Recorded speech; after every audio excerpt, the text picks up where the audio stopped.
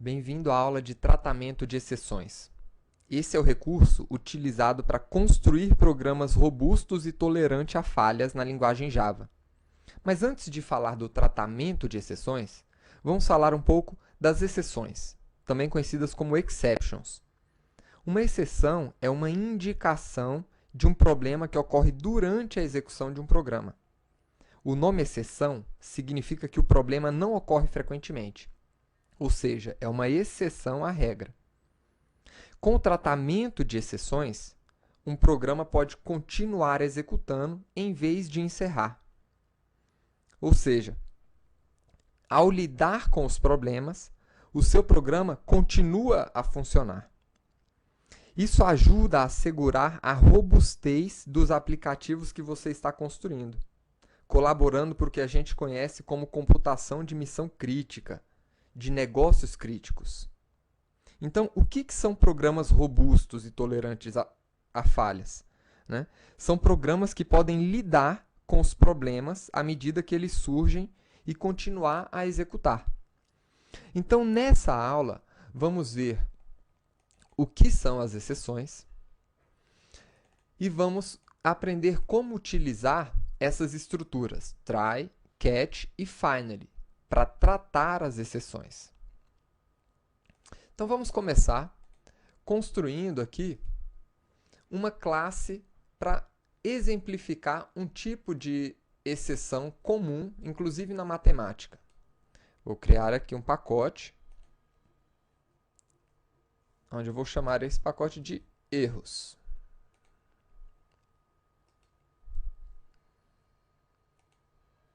E você vai criar uma classe chamada divide por zero, com o método construtor, aliás, com o método main. Então vamos lá.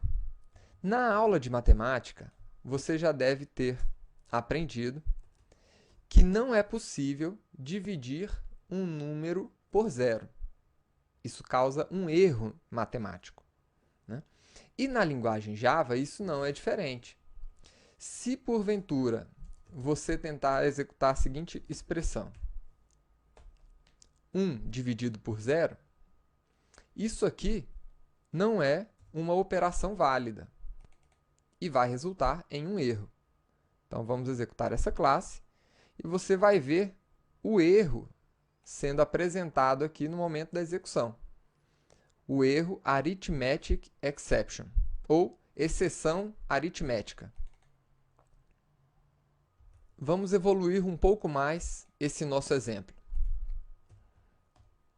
Vamos solicitar agora que o usuário do sistema informe os números que vamos utilizar para realizar essa divisão.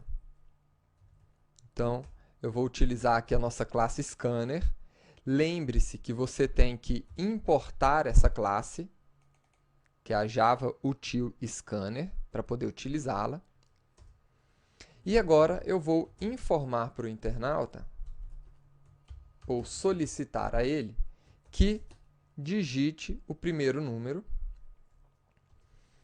E eu vou armazenar esse número na variável a, s.nextInt. E em seguida, vamos solicitar o número divisor e armazenar o número na variável b. E, por fim, vamos dividir a por b.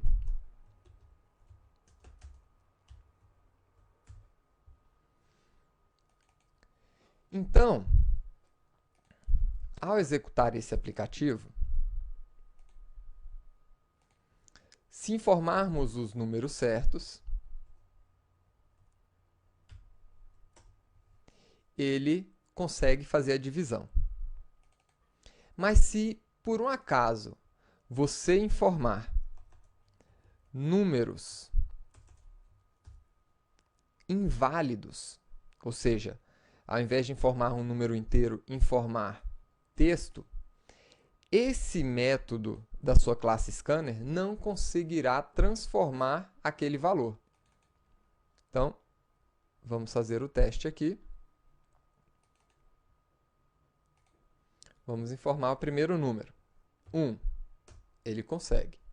Agora vamos colocar XTI. Então, ele lança para a gente uma exceção, um erro, que é um erro chamado Input Mismatch Exception, né? Ou uma exceção de input, de entrada aqui do usuário. Então, como você pode ver, dependendo da entrada que nós temos, nós podemos conseguir um erro que é o nosso Input Mismatch Exception.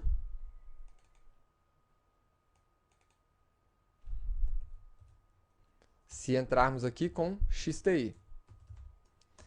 E podemos também conseguir, né, um Arithmetic Exception se entrarmos com o valor 0 ali no divisor.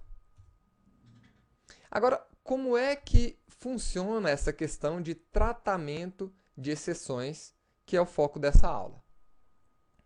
Então, para mostrar o tratamento de exceções, nós vamos precisar daquelas estruturas que foram apresentadas ali no início, do nosso try e do nosso catch.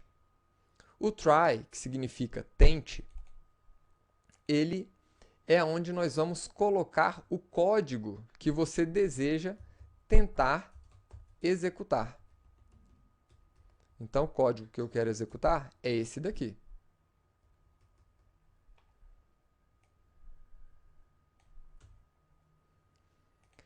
Caso esse código... Então, vamos lá. Se por um acaso esse código ele gerar um erro, eu posso capturar o erro dentro do nosso catch, onde eu vou informar o tipo de erro que eu estou capturando aqui nessa estrutura, e dentro do bloco catch, nós vamos tratar esse erro. Então, o primeiro erro que eu quero tratar aqui é o Input Mismatch Exception, que é o erro de entrada do usuário aqui no nosso scanner. Então, esse aqui é o erro que eu quero tratar. Isso aqui representa uma classe, que eu devo importar essa classe, e eu vou nomear esse erro, vou atribuir ele a uma variável chamada E1. E aqui eu posso importar essa classe para poder utilizar ali dentro, a nossa classe de erro. Então, é assim que eu capturo o erro. Aqui dentro, o erro foi capturado, né? Eu poderia simplesmente informar: capturei erro input mismatch.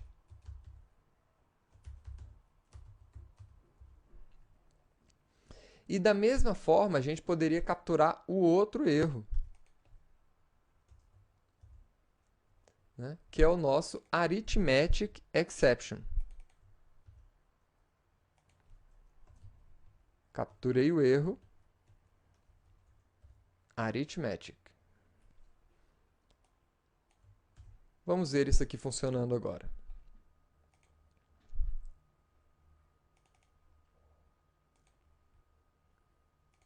Então, o primeiro número, 1. O segundo número, 0. E aí? Capturei o erro Arithmetic Exception. Só que eu não fiz nada com esse erro. Agora vamos capturar o outro erro. Tá aí, capturei o erro Input Mismatch. Ótimo. Agora vamos fazer alguma coisa útil com essa captura. O que nós queremos, na verdade? Nós queremos que o internauta, que o usuário, informe os valores corretos para que a gente possa realizar essa operação. Então, eu vou tentar realizar essa operação tantas vezes quanto forem necessárias, até que o meu usuário do sistema informe o valor correto. Então, eu vou colocar a nossa variável scanner aqui fora desse try e vou colocar todo o nosso bloco try dentro de uma estrutura do while. Então, eu vou executar essa operação enquanto a minha variável, e aí eu vou criar uma variável aqui para controlar se eu devo ou não continuar. A minha variável sempre ela vai começar aqui informando que eu posso continuar. Mas quando eu terminar de forma bem sucedida a execução do meu try, aí eu passo a informar que essa variável continua, é igual a falso, para que ela não execute mais essa operação. Então, vamos pegar o nosso try catch e colocar aqui dentro do nosso do. Ótimo. Agora, se ele conseguir chegar até essa linha de código, ou seja, conseguir dividir A por B, então a nossa variável continua, passa a valer false, para ele sair do bloco do while. Certo? E agora? Agora nós podemos realizar o tratamento que a gente espera aqui. Se por um acaso o usuário do sistema informar um texto ao invés de um número, então eu posso colocar para ele o seguinte, que os números devem ser inteiros. É a mensagem que eu vou informar para ele.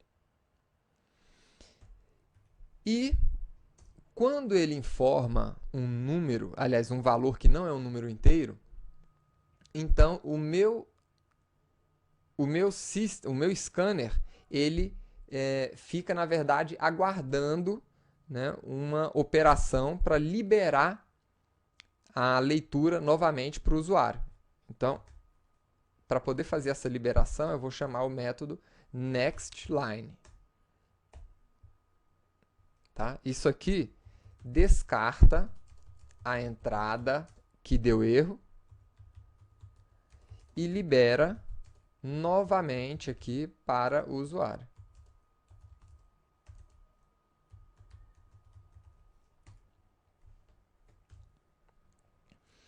E se o usuário informar um valor igual a 0 para o divisor? Então, eu vou falar para ele que o divisor deve ser diferente de 0. E pedir que ele continue o processo. Então, vamos ver a execução do aplicativo. Ele solicitou o número, eu vou colocar o número 1, e agora o divisor eu vou informar 0. Então, o divisor deve ser diferente de 0. E pedir o número novamente. Então, vou informar aqui 2, e o divisor, eu vou colocar aqui agora XTI. Os números devem ser inteiros. Perceba aí que agora o sistema consegue tratar esses erros. E por fim, eu vou colocar o número correto. 2 dividido por 2 é igual a 1. E agora sim, ele finalizou o nosso programa. Se nós não tivéssemos feito esse tratamento, então o programa ia ser finalizado automaticamente na primeira exceção que ele encontrasse. Agora nós temos ainda uma última estrutura, o finally. O finally é um bloco que é executado independente se teve ou não erro dentro do seu método. Então, dentro aqui da sua estrutura, try, catch, tendo ou não erro em qualquer ponto do seu bloco try catch, aliás, basta você ter um try, não necessariamente um catch. Se você colocar um finally aqui, no final do seu bloco, independente de haver acontecido um erro dentro do seu try, e você ter capturado e tratado esse erro, o finally sempre vai ser executado. Então, eu vou simplesmente imprimir aqui a mensagem finally executado.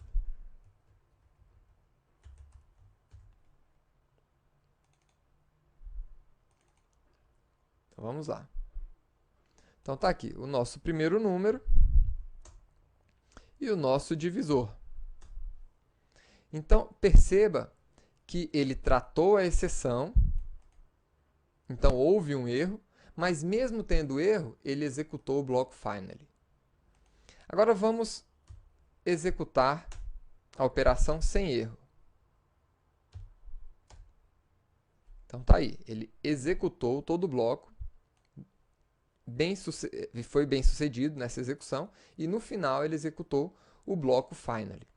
Esse bloco é utilizado para limpar as suas variáveis, para fechar conexões, né? Fechar streams de dados, que a gente vai utilizar mais posteriormente, quando a gente estiver trabalhando com as bibliotecas de input e output de dados, tá? E de conexão com o banco de dados.